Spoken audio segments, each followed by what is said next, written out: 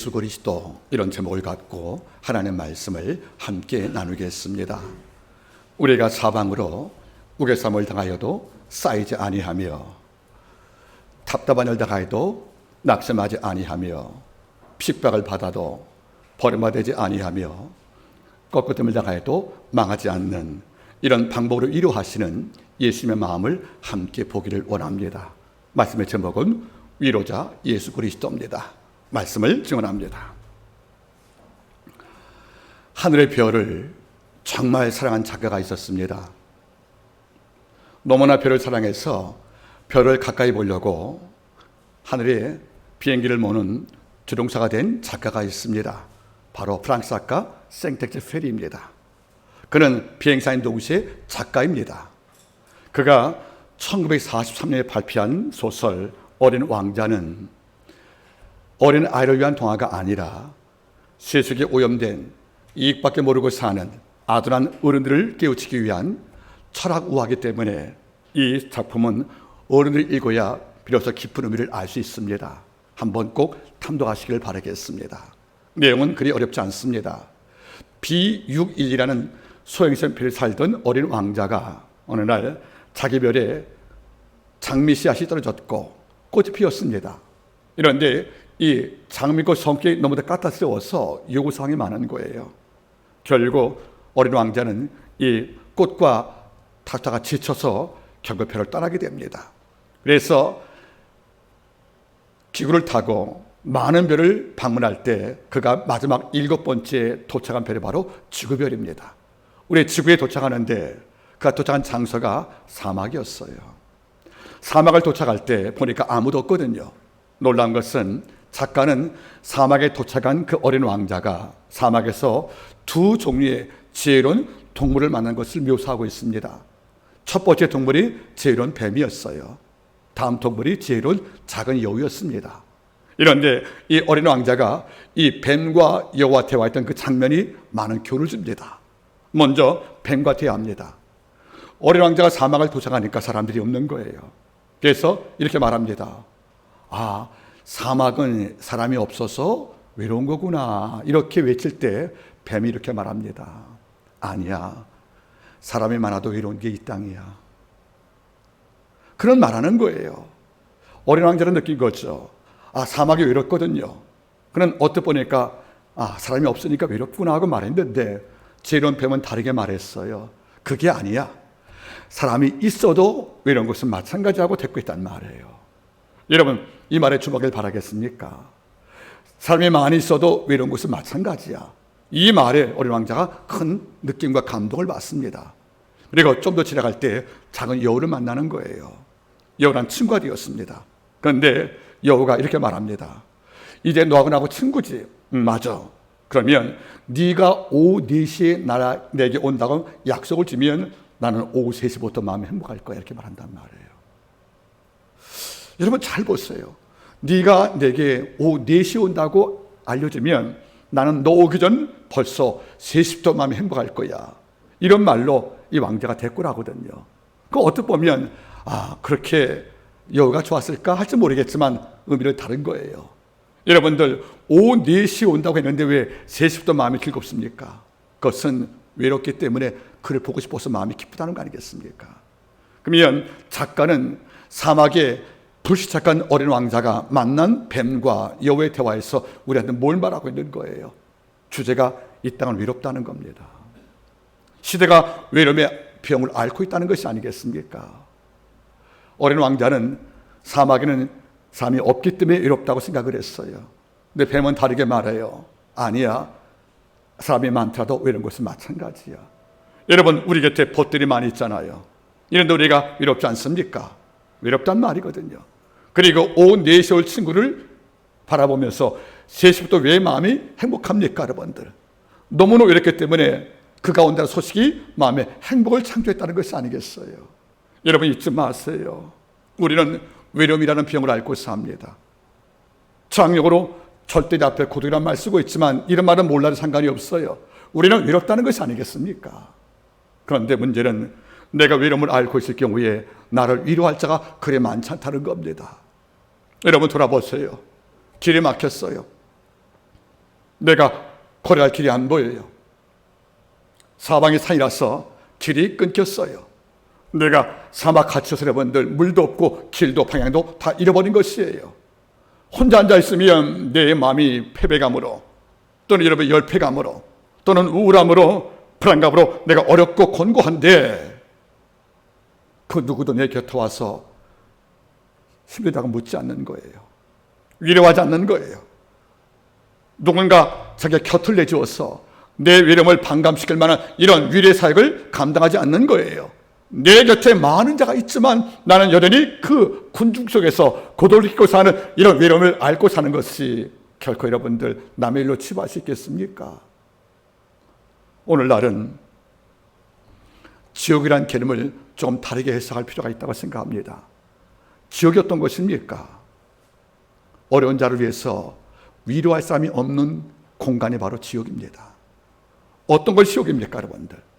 위로가 인식되고 자기를 바쁘다고 타인의 불행을 함께 마음 두고 위로할 마음이 없이 살아가는, 즉 위로가 결핍되고 위로가 인식한 이런 문화와 이런 공간과 이런 상태가 바로 지옥이 아니겠는가? 저는 이런 마음을 종종 생각할 때가 많습니다. 여러분들 혹 지금 많이 힘들지 않습니까? 마음이 납덩어리 갑옷 입은 듯 무거워서 웃고 있지만 마음속에는 젖은 우산처럼 마음이 무겁고 힘겨워서 축축한 마음으로 하루 살고 있지 않습니까? 이런데 아무리 강한 체해도 센 체해도 아는 체해도 우리 힘들잖아요. 누군가 내 곁에 와서 주의 말씀으로 또는 기도로 또는 사랑하는 마음으로 날 위로하면 참 좋겠는데 모두가 내 외로움을 외면하고 자기 일만 분주하다는 것입니다. 결국 우리는 지옥 곁에 살고 있다는 말을 부정할 수 없다는 것이 아니겠습니까? 가끔 제가 말합니다. 누가 어려운데 좀 위로 좀 해주지 그러냐. 시간 내서 좀 마음 좀 주고 음식을 먹으면서 좀 마음 좀 아름답게 취하면 안 되겠냐? 물어보면 이렇게 말하는 정도의 종종 있다는 거죠. 나도 바쁘고 나도 힘들다고. 여러분 아는 거예요. 영화 허셀프라는 영화가 있어요. 허셀프, 그녀 스스로라는 영화가 있습니다. 허셀프에 나오는 주제가 바로 단어 한 마리입니다. 바로 메헬입니다. 메헬. 이런 메헬이 뭔지 아십니까? 아일랜드 사람들의 생활 철학이 바로 메헬입니다. 이 메헬은 영화 허셀프에 나오는 주제인데 이 메헬이 어떤 말이냐면 이런 말이에요. 내가 당신을 도와서 나를 돕는 겁니다. 내가 너를 돕는 것이 날 돕니다. 그런 말이에요, 여러분들. 여러분 나도 어려워요. 나도 곤고해요. 이런데 누가 막 어려운 가운데 있습니다. 위로할 여유도 여분도 없는데 우리는 매일 그래 그를 돕는 것이 나를 돕는 거지 이런 매일의 마음으로 찾아가서 그와 함께 시간 보내주고 그의 마음을 달래주고 어루만져 함께 보듬어주면 내가 그를 도우면서 내가 사는 것이 아니겠냐는 것이에요. 여러분 이번 주에는 참 많은 기도 시간을 보냈습니다. 오전 기도 시간에 하나님께 가장 많이 간구한 제목은 아버지여 제게 관계된 모든 것을 완전히 도와주옵소서. 제 곁에 어려운 성도가 많이 있고 슬퍼서 아픈 성도가 많이 있고 질병의 무게 때문에 두려워 떠는 밤잠 설치는 아픈 성도가 많이 있고 내 앞길이 당장은 막히어서 답답한 마음으로 가슴 아래 앓고 있는 성도가 많은데 주님 이런 성도를 위해서 제게 그 마음을 어루만지고 보듬어주고 함께 이끌어주어서 그 영혼을 살리고 위로할 만한 이런 위로의 능력이 필요한데 주님 제게 이런 능력이 없습니다. 주께서 제 대신 제게 관계된 모든 분들의 마음을 완전케 만들어 주옵소서. 이런 기도가 이번 주 안에 가장 많이 하나님께 드렸답니다. 놀라운 것은 위로 앞에서 우리는 두 가지 관점이 필요합니다. 첫째는 내가 그 누구의 불행을 외면하고 사는 냉혈한이 아닌가. 여러분들 이 땅을 살 때 가장 슬프고 차갑고 가장 나쁜 언어가 바로 외면이에요. 외면. 누구의 불행을 보고도 고개 돌리는 겁니다. 즉 지옥에서 만든 언어, 겨울 언어가 어떤 것이냐면 바로 천국 언어가 근거이라면 지옥의 언어는 뭡니까? 외면이라는 겁니다. 나는 아무리 어렵고 곤고하다고 할지라도 내 자신이 아무리 무겁고 내 일이 바빠서 우리 말대로 내 발등에 불 떨어져서 나도 어려운데 내가 누구의 불행을 위로할 것인가 이렇게 말씀하지 말라는 것이에요. 우리가 어느 순간부터 타인의 고통을 주목하고 위로할 만한 마음이 없이 외면하고 살면 주가 이렇게 말씀한 겁니다. 긍휼이 없는 자는 긍휼 없는 심판을 받을 거라고 야고보 장로가 말씀을 주었다는 거예요. 여러분의 작은 위로가 큰 은혜로 임하는 겁니다.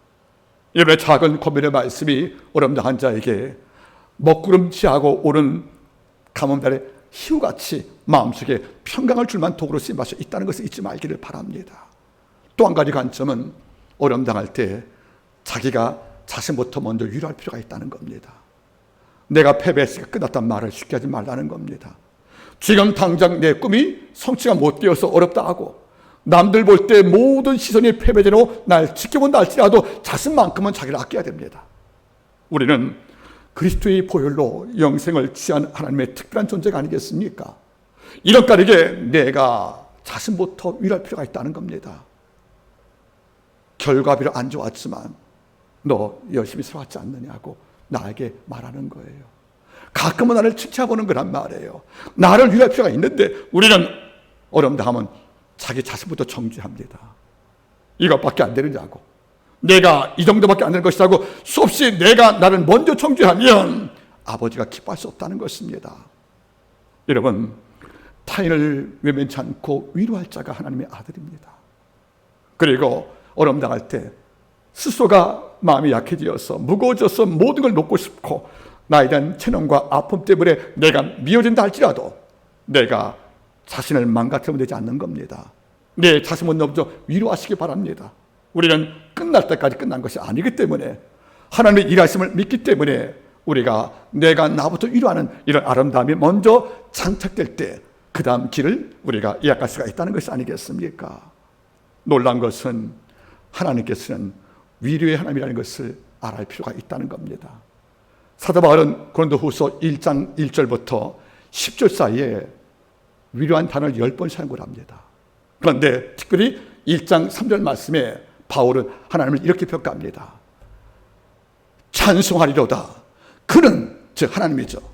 찬송하리로다. 그는 우리 주 예수 그리스도의 하나님이시요, 자비의 하나님이시요, 모든 위로의 하나님이시라. 이게 바울이 경험했던 하나님이라는 겁니다. 여러분 잊지 마십시오. 사도 바울은 34년간 목회하면서 하나님을 경험할 때 그는 한 줄로 명확하게 표현했습니다.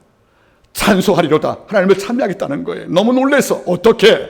그래는 우리가 믿는 예수 그리스도의 하나님이시요, 그리고 자비의 하나님이시요, 모든 위로의 하나님이시라. 고린도후서 1장 3절 말씀일 거예요. 하나님은 위로의 하나님이라는 것을 잊지 말기를 바랍니다. 우리는 잠시 시선을 구약으로 옮겨보겠습니다. 열왕기상 19장을 보시면 엘리야가 등장을 합니다. 18장에는 어떤 사건이었습니까? 여호와가 참신인지 바알이 참신인지를 증명하기 위해서 갈멜산 정상에서 이른바 신의 이름으로 바알의 무리와 혼자였던 바로 엘리야가 주 이름으로 함께 대결을 벌입니다. 이른바 산상전투입니다. 아라와 아방의 비유를 받는 바알 종교인 바알 예언자와 아사 예언자 850명이 그 곁에 포진했고 엘리야가 혼자 쓴 거예요. 이른바 850대 1의 싸움이 되었던 것이죠. 그는 단을 쌓고 제물 올리고 도랑을 판 다음에 양자에게 선택합니다. 우리가 기도할 때 이 물의 적신, 그리고 물 위에 건축된 단 위에 있는 제물을 불로 태우기 위해서 하늘에서 불을 제공하는 이런 신이 참신될 것이라고 제안했고 그 성사가 이루어진 것입니다. 먼저 바알신과 아세 예언자가, 그를 경배했던 예언자가 먼저 기도합니다. 정오 때까지 기도해도 불이 안 내리는 거예요. 이러니까 그들이 몸에 칼로 흠집을 해서 피 흘리면서 절규합니다. 이래도 불 내리지 않습니다. 이러자 엘리야가 그를 바라보면서 이렇게 조롱하지요. 너희 신이 주무시러 갔나 보더라고. 이러면서 엘리야가 단 앞에 섭니다. 그리고 단 2마디 기도합니다. 하나님이여, 이쪽에 기도에 응답하여 불리심을 통해서 여호와가 참신인 것을 증명해 주시고 내가 여호와의 종인 것을 아버지가 입증해 주옵소서 기도할 때 바로 불 내려 물을 다 핥아버렸고 그리고 재벌 태워서 그 자리에 엄청난 영광이 맞다는 것이 아니겠습니까? 이런 것이 바로 엘리야란 말이에요. 그러면 엘리야는 기대종이었고 850 앞에서도 굴복지 않고 싸웠던 의기의 종인데 19장은 다른 모습인 거예요. 이걸 들었던 아합의 부인 이세벨이 분노해서 그에게 경고장을 보냅니다. 내일 저것 되면 네가 죽였던 바로 바알 예언자와 아세 예언자의 운명을 네가 겪을 것이라고 이른바 암살 시도를 그에게 알려준 겁니다. 그러면 18장의 엘리야 바라볼 때는 어떻게 했습니까? 또 싸워야지요. 갈멜산 정상에서 850도를 싸워서 이기고 그를 모두 죽인 엘리야라면 이세벨과 싸울 때 그는 맞서고 부전히 항거하는 게 맞는데 19장은 달라요. 엘리야가 이 말을 듣고 형편 살피고 사막으로 도망쳤더라.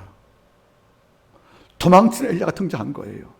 그리고 더 들어가서 로덴나 말에서 죽기를 간청합니다. 이른바 하나님 앞에서 항거합니다. 내가 이렇게 고생해도 이 민족이 안 바뀌니까 나는 무능하다고 패배감에 묻혔던 이 엘리야는 죽음을 자책하며 사역을 포기하고 하나님께 목숨을 거두라고 하나님께 항거합니다. 옳지 못하거든요. 여러분, 방금 전까지 기도 한마디에 응답 주시어 850명 가짜 예언자가 하지 못했던 바로 재물태로 역사를 아버지가 네 기도 한마디에 응답을 줬다면 이런 아버지의 권능을 경험한 지가 하루 만인데 이 하루 만에 엘리야 모습은 전과 다른 거예요.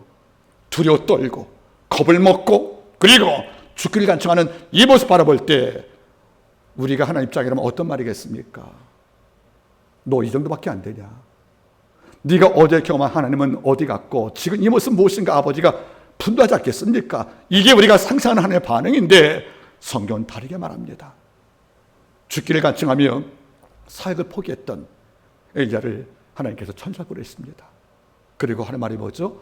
얼굴을 어루만지시며 내가 네 머리맡에 두었던 수불로 군두가 물 한 병을 먹고 힘을 내라가 위로했다는 겁니다. 아버지의 능력을 전혀 몰랐던 평민 같으면 주 원망해도 우리 아버지가 이해할 수 있습니다. 이런데 기대의 권능을 통해서 재물을 불태워 능력을 친히 목격했던 이런 엘리야가 이렇게 변신되어서 나약하게 행위했다면 아버지가 분노할 리가 충분한 것이 아니겠습니까? 이런데 아버지는 그를 위로했다는 겁니다. 두 번씩 얼굴 만지시면서 힘내라고 떡과 물 준비해서 그에게 도시락을 준비하는 이런 연을 바라볼 때 어떤 마음이겠습니까? 역시 하나님은 자비 하나님이시요 모든 위로 하나님의 것을 우리가 인정할 수밖에 없다, 그런 말이거든요. 오늘 이 부분을 함께 나누기를 원합니다. 오늘 사도 바울은 고린도후서 4장에서 두 가지를 먼저 말씀합니다. 첫째는 뭐죠? 우리가 질그릇이다. 두 번째는 그 안에 보배를 갖고 있다고 말씀한 거예요. 이 바울은 오랜 동안 하나님을 경험하면서 뭘 느꼈냐면 첫 번째, 우리가 깨지기 쉬운, 그래서 값이 안 나가는 아주 천한, 그리고 함부로 취해도 별 문제 없는 이런 질그릇과 같다고 우리를 평가한 거예요. 이런 맞습니다. 우리 질그릇이에요. 여러분, 질그릇은 뭘로 만든 거예요? 흙이지요. 유약을 바르지 않았기 때문에 이 그릇은 세라믹이 될 수가 없는 거예요. 도자기가 될 수 없는 거란 말이에요. 도자기는 같은 흙이지만 유약을 발라서 불에 익힌 것입니다. 그런데 유약을 바르지 않고 그냥 강가의 흙을 갖다가 햇빛에 마는 것은 균열도 심할 뿐더러 그릇의 아름다움도 없는 것이고 더 나가서 값도 없다는 거예요. 바울은 말씀하는 것입니다. 우리 인생의 본질은 값을 매길 수 없는, 너무 하찮아서, 그리고 쉽게 깨지는, 그리고 너무 쉽게 부서지는 그릇과 같다고 말씀하는 거예요. 이게 우리 모습 맞는 겁니다. 여러분, 제가 말했지요. 괜히 센 척하지 마십시오. 괜히 강한 척하지 말라는 거예요. 여러분, 괜히 아는 척, 있는 척하지 말라는 겁니다. 우리는 본질상 깨지기 쉬운, 쉽게 망가지는, 그리고 쉽게 부서지는 질과 같다, 그런 말이에요, 여러분들. 그런데 바울은 또 하나의 발견이 있습니다. 그 그릇이 만약에 그 안에 보배를 담고 있다면 그는 못 버립니다. 나는 질그릇인데 우리 안에 보배이신 예수와 그의 성령과 능력이 있다는 거예요. 그래서 뭡니까? 그냥 그릇 같으면 갖다 버리겠는데 뭘 담아둔 거예요? 보배, 보석을 담아두었다는 겁니다. 바울은 말하죠. 이 보석이 바로 예수 그리스도라고요. 그러면 그리스도인들이 왜 가치가 있는 것입니까? 이것은 인간 그 누구누구는 별로 가치가 없어 보일 수 있어 몰라도 그리스도 안에 거하는 성도 누구누구는 그리스도 앞에 참된 기도이기 때문에 아버지가 기쁘게 한다는 말을 바로 이 말을 하고 싶어서 이 표현을 남긴 것이 아니겠습니까? 잊지 마십시오. 우리는 누가 날 볼 때 질그릇이라고 평가할 수 있습니다. 그러나 주께서는 뭡니까? 너는 질그릇이 아니라는 겁니다. 너는 보통 그릇이 아니라 네 속에 내가 널 위해서 그리고 네 안에 보배를 담는 보배를 넣어둔 이른바 그래서 질그릇 보배함이 됐던 것을 주가 말씀하는 것이 아니겠습니까? 이 문제에서 열등감을 이기시길 바랍니다. 문제는 바로 이것이에요. 그렇기 때문에 내가 흙같이 미약한 너에게 보배인 예수를 복음을 성령을 네 안에 담겨두었기 때문에 네 가지의 나타남이 그 속에 있다는 거예요. 전 이 본문 읽을 때마다 참을 마음이 행복합니다. 우리 안에 예수가 있으면 우리 안에 성령과 그 능력이 있고하면 우리가 어떤 삶을 살게 하실 것인가 그 부분이 바로 8장 4장 8절과 9절 말씀에 나열되어 있다는 거지요. 이런 말씀이에요. 우리가 사방으로 우겨쌈을 당하여도 쌓이지 않는 것이 첫 번째고 두 번째는 답답을 당하여도 우리가 낙심하지 않는 것이 두 번째 현상일 것이며 세 번째는 핍박을 받아도 우리가 버림받지 않는 것이 세 번째일 것이며 네 번째는 거꾸로 당하여도 망하지 않게 만드시는 이런 일들을 아버지가 내 삶에 위로하심으로 역사한다 그런 말이에요. 이 모습을 살펴보겠습니다. 첫 번째 위로가 뭡니까? 우리가 사방으로 우겨쌈을 당하여도 쌓이지 아니하며 이런 삶을 아버지가 위로하신다는 거예요. 여러분 너무 놀랐습니다. 우리가 사방으로 즉 엔판티 헬라어로 엔판티가 뭐죠 여러분들?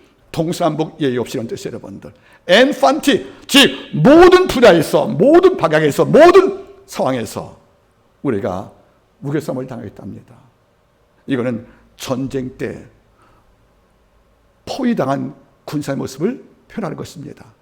여러분 우리가 사방으로 엔판티 모든 상황에서 예의 없이 모든 출구 다 막혀서 우리가 출구 없이 탈출 없이 우리가 적군에게 갇힌 포로가 되어서 또는 포위가 되어서 우리가 갇혀있다 할지라도 그 다음 말이 뭡니까? 쌓이지 아니하며 여러분 잊지 마십시오. 우리가 살다 보면 이럴 때가 있어요. 출구가 없는 거예요. 지금 상황이 너무도 어렵고 너무도 앞과 뒤와 옆이 다 막히어서 우리 삶 속에 내가 도저히 탈출할 수 있는 내가 도피할 수 있는 이런 출구가 다 막혀있는 거란 말이에요. 이건 바울이 말하지요.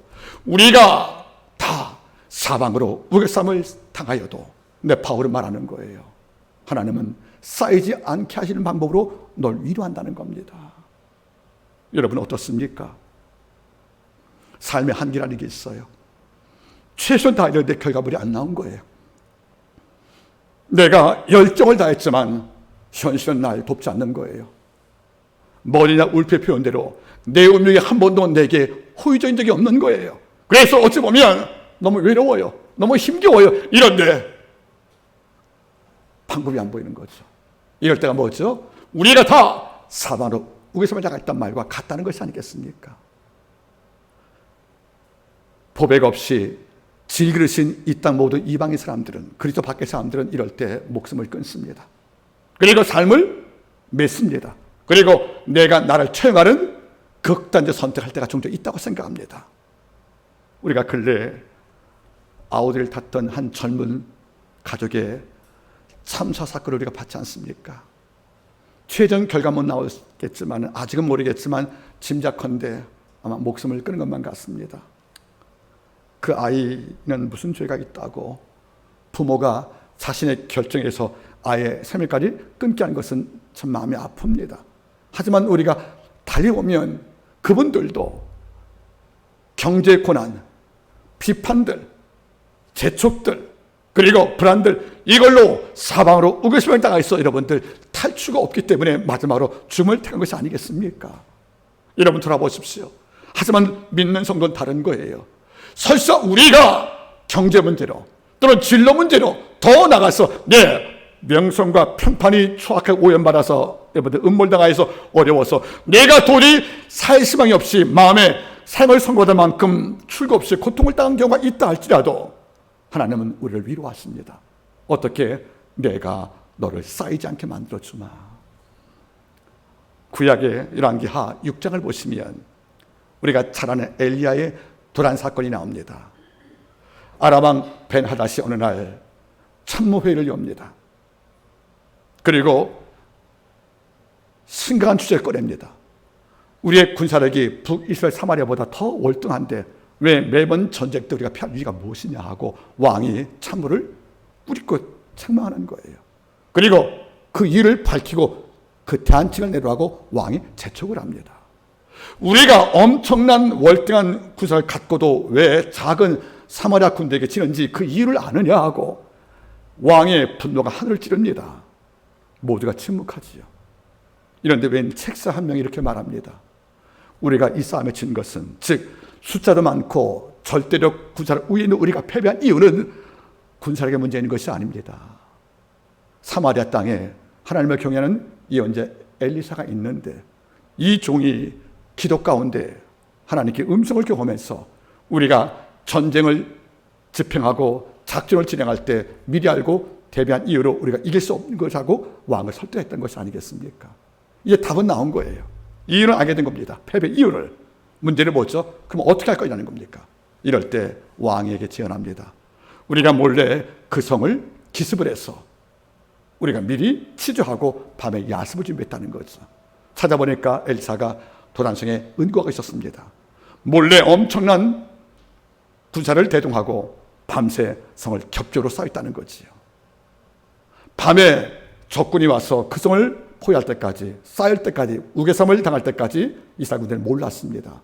그리고 아침에 잠을 깨고 시종이 나와서 성에 올라가 보니까 여러분들 어제 없었던 수많은 군대가 엄청난 군기를 열고 이 성을 겹겨 쌓은 거 아니겠습니까? 이제 나갈 수 없습니다. 말대로 사방으로 우겨섬을 당했다 이거예요, 여러분들. 첫마디가 뭔지 아십니까? 아, 이젠 죽었나이다. 이 종은 이젠 죽었다고 급히 가서 엘리사를 깨웠다는 거죠. 엘리사가 나왔습니다. 엘리사가 말합니다. 너는 두려워하지 말라. 저들이 우리를 사방으로 우겨쌌지만 두려워하지 말라 이 말로 설득을 했지만 하인의 말에는 이 말이 귀에 들리지 않는 거예요. 왜? 출路가 없잖아요. 설사 물을 오래 걸어 담가두고 버티어도 한 달만 버티고 나면 우리 먹을 양식이 없지 않습니까? 그럼 아사하거든요. 그러면 지금 싸워도 전사, 안 싸워도 아사, 어차피 죽을 수밖에 없다는 것이에요. 이러니까 그 말을 신뢰 못한 시동이 두려워하자 엘리사가 이렇게 말합니다. 너는 두려워 말라. 저들의 보호자는 떠났고 우리의 보호자는 우리 곁에 계시느니라. 여러분 잊지 마세요. 저들의 보호자는 떠났고 우리의 보호자는 곁에 있다. 이렇게 말해도 이 점은 모르는 거예요. 이럴 때 엘리사 기도합니다.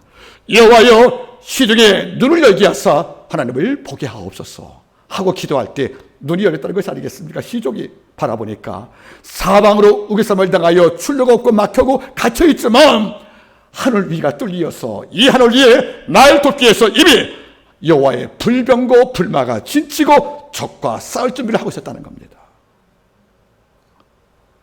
여호와는 나의 힘이요 능력이시니 내가 누구를 두려워하여 나의 향때 원수가 내 살을 먹으려 왔다가 도망쳤단 말이 바로 이 고백이란 말이에요. 여러분들 순간 뭘 느꼈습니까? 사방으로 우겨섬을 당하여서 죽을 수밖에 없다고 탄식했던 그 종 눈앞에서 하나님께서는 눈 열어서 하늘의 불병고 불마를 보게 하사 이 성을 끝까지 쌓이지 않게 만드시는 이 아버지의 권능을 받고 이 싸움에서 그들은 승리했다는 것을 잊지 말기를 바랍니다. 여러분들 길이 안 보인다고요? 사방으로 우겨섬을 당하여서 탈출할 출로가 없다고요? 그건 우리 생각입니다.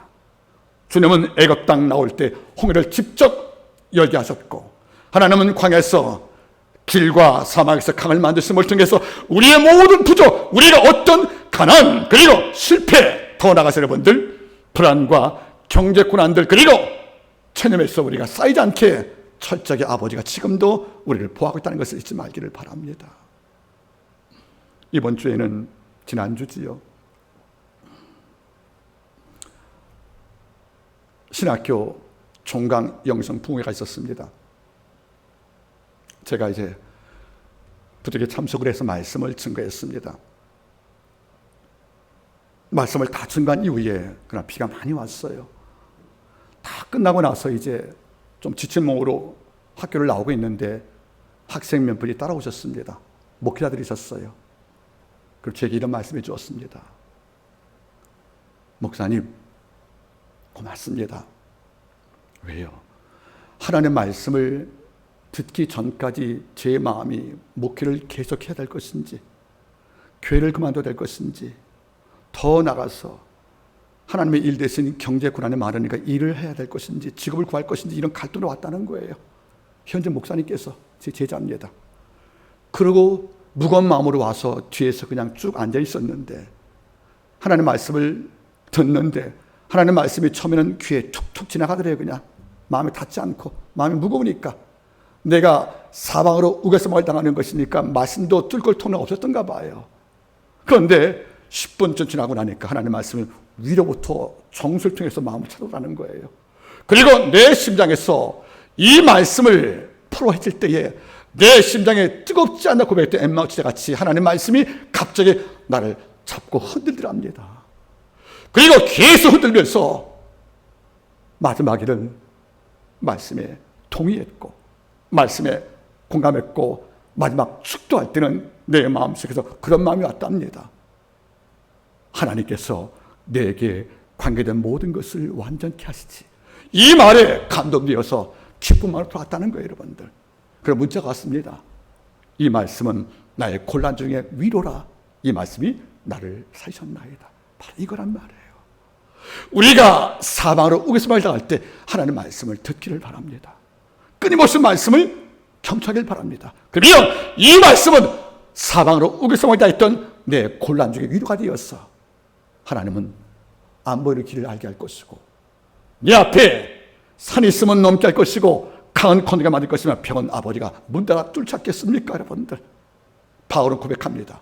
우리가 더 사방으로 우겨서말 당하여도 아버지가 쌓이지 않게 만드심을 통하여 나를 위로하심을 잊지 말기를 부탁드리겠습니다. 두 번째 뭡니까, 여러분들? 답답한 일 당하여도 낙심하지 아니하며. 참 이 말은 좀 서운합니다. 우리가 답답한 일 당할 때 낙심하는 사람이 우리가 몇 명 되겠습니까? 이건 우리의 본성을 거스르는 것이고 우리의 품성을 거스르는 엄청난 요구란 것이 아니겠습니까? 여러분, 답답하단 말이 무슨 말이에요? 놀라운 사실이 뭔지 아십니까?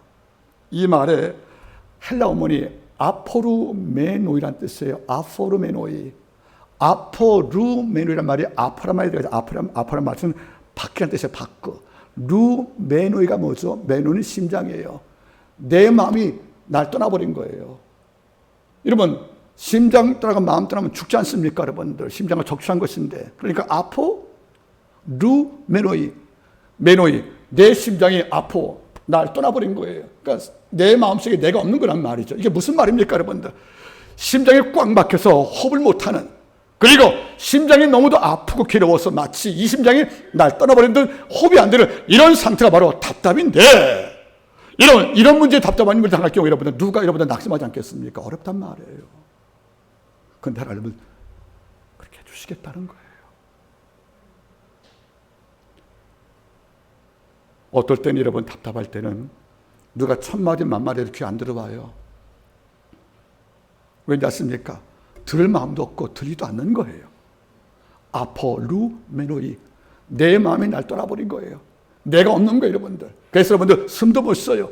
이런 답답하게 졸릴 경우에 여러분들 우리가 디프레스, 누림을 당하여 우리가 낙심하지 않는다. 이건 아무나 할 일이 아니라는 겁니다.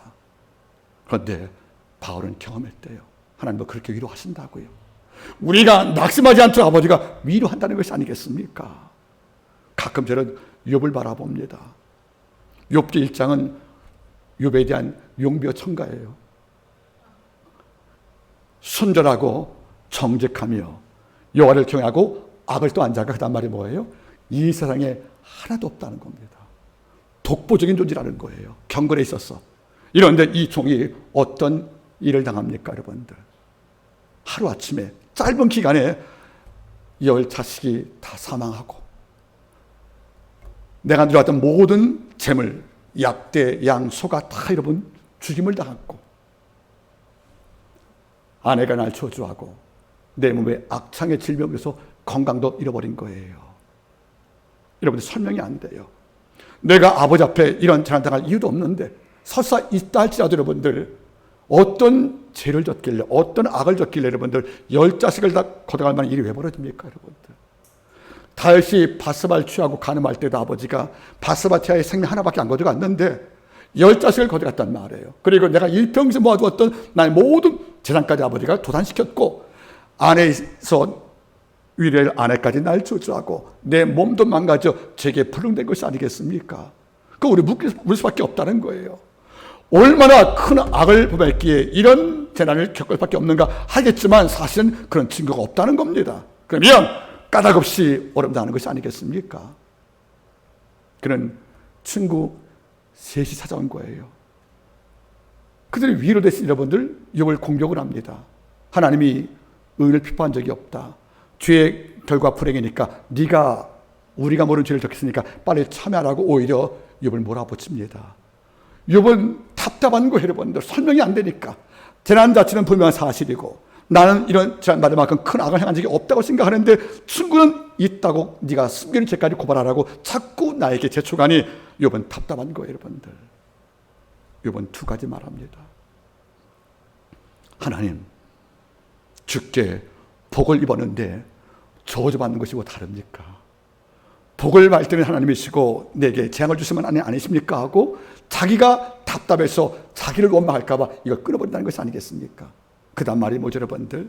내가 못해서 빈몸인데, 설사 아버지가 빈몸 많은 달들 이게 무슨 잘못인 것인가? 아버지가 주신 거 다시 받아가신 것인데, 그리고 하는 말이 뭐죠? 저희가 어리석게도 입으로 여호와를 원망자했다는 겁니다.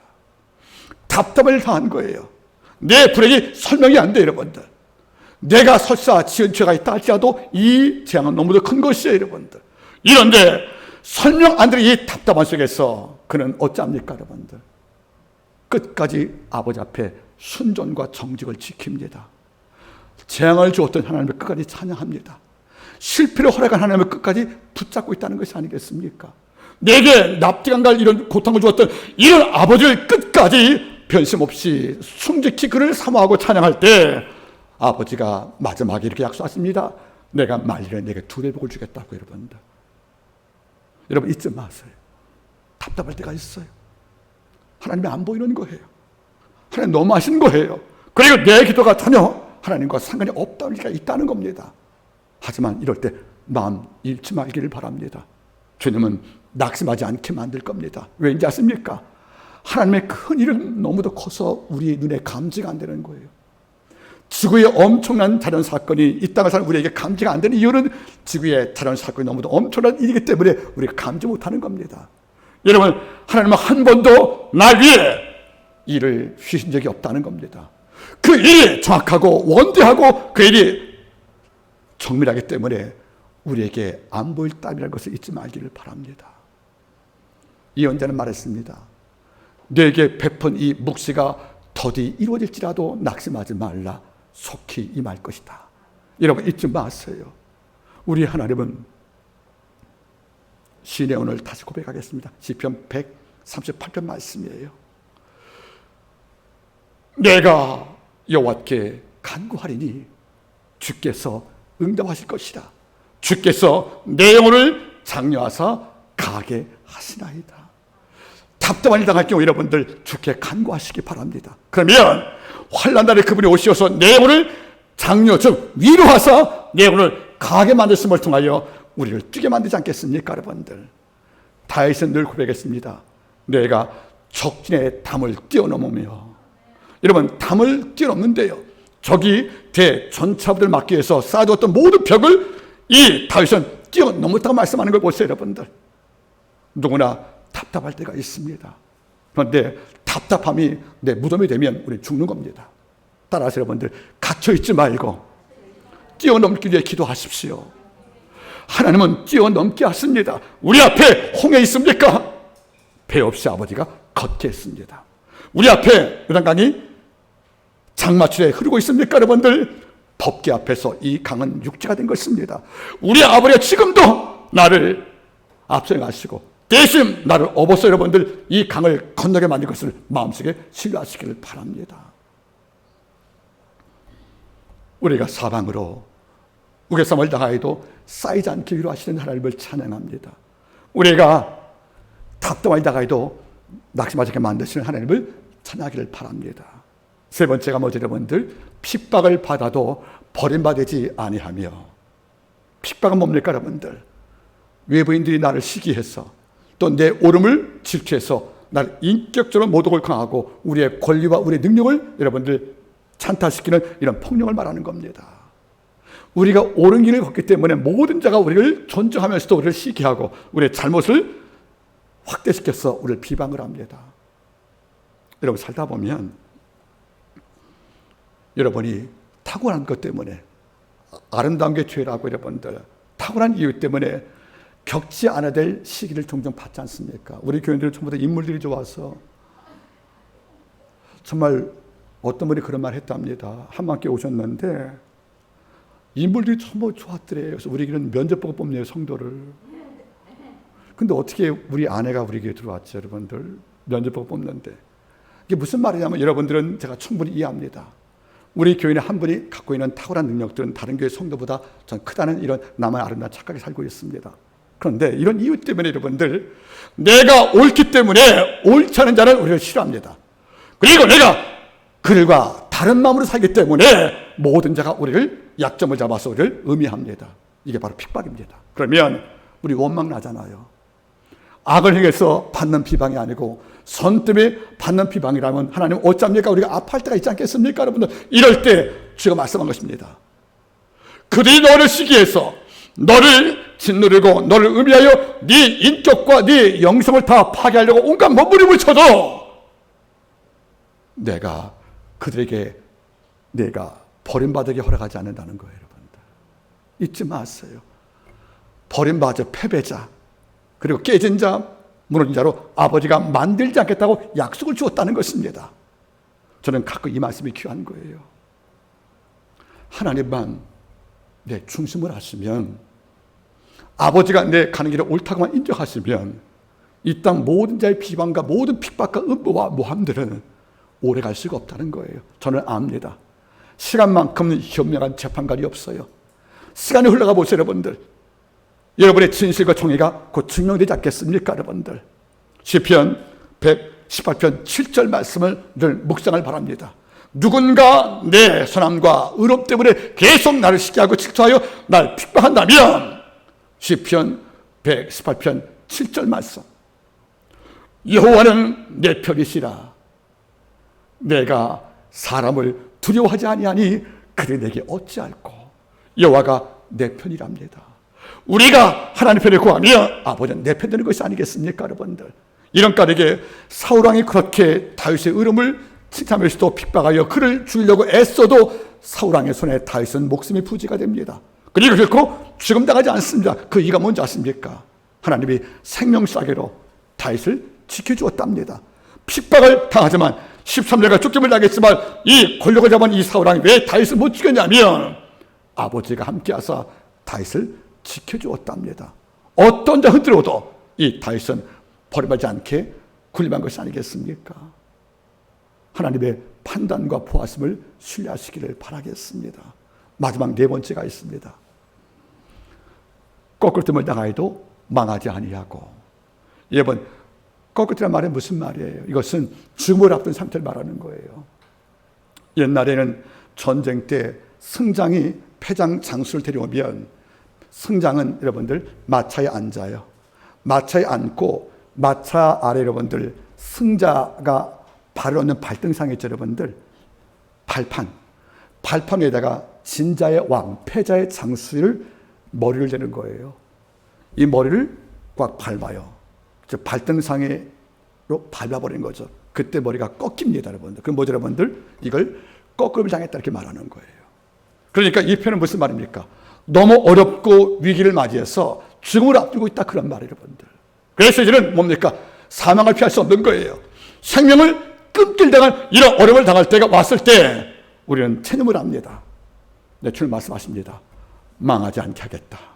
너희의 목숨을 그 원수에 맡기지 않겠다는 거예요, 여러분들. 여러분, 놀라운 문제입니다. 하나님은 그 누구도 우리의 생명 함부로 건드리지 못하게 하십니다. 우리의 기업들, 내 가정들. 영화배우 리암 니슨이라는 분이 계십니다. 테크이라는 영화로 큰 사랑을 받은 리암 니슨 그분이 한국인들이 그렇게 자기 영화를 좋아하는 이유를 물어봤대요. 리암 니슨 영화의 주제는 한 가지예요.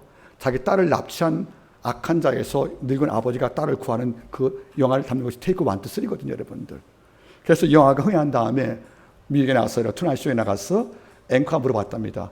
한국 사람들이 딸을 구하는 그 액션 영화의 주인공 리암 니슨을 좋아하는 이유가 무엇입니까? 물어볼 경우 이렇게 말했대요. 한국 사람들은 다른 걸 다 참아도 가족 건드리는 거 못 참는다고. 한국 사람은 다른 걸 참아줘도 자기 가족 건드리는 것은 못 참는데요. 하나님은 더 이상 말하려고 했겠습니까? 하나님이 당신을 아들 건드는 거, 악한 자가 뭐죠? 만지지 못하게 만든단 말이에요, 여러분들. 이런 까닭에 설사 우리가 어떤 이유로 힘이 없어, 때로는 어떤 이유 때문에 죽음의 장소에 끌려가서 우리가 거꾸로 당할 만한 위기에 닥쳐도 아버지가 하는 말이고, 내가 네 목숨을 지었은즉 네 목숨을 네 원수의 손 가운데 아버지가 맡기지 않겠다는 겁니다. 전 이걸 믿습니다. 이런 까닭에 다니엘 세 친구는 풀면서 당대에 걸어 나왔다는 겁니다. 이스라엘 백성은 12월 15일이 불임절이에요. 축제, 에스더 축제. 불임절은 뭐죠? 제비 뽑았단 말이지 않습니까? 우리 알 거예요.